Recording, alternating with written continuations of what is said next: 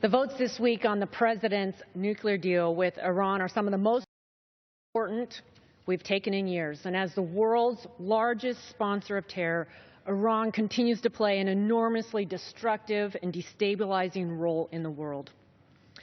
Iran's actions are destroying the lives of millions of vulnerable innocents. The current refugee crisis in the Middle East and Europe is only the most recent example. Iran has been propping up Assad's regime in Syria for the past 4 years, sending weapons and thousands of fighters there to brutalize the Syrian people. ISIS has exploited these conditions, and now millions of Syrians have been displaced, many of them going to unimaginable lengths to seek refuge in Europe. Iran bears responsibility for this. This deal is not reform. This deal is incentivizing bad behavior. A vote in favor of this deal is a vote that favors party politics over the will of the American people and global security. It's a terrible way to do business. The American people deserve full transparency from the White House on this deal, as required by the law, and even basic respect for American voters. The President is required to turn over all the agreements, even the side deals made with third parties. And he's yet to do that.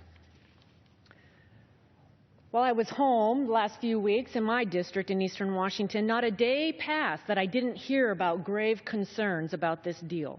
And it wasn't Republicans versus Democrats, liberals versus conservatives. It wasn't anti-President Obama. People are sincerely worried about what this deal means for our safety and security. We're told by the administration we were told early on that no deal was better than a bad deal.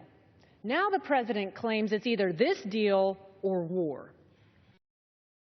Mr. Speaker, we aren't asking the President to stop his efforts to reach an agreement with Iran. We need a better deal.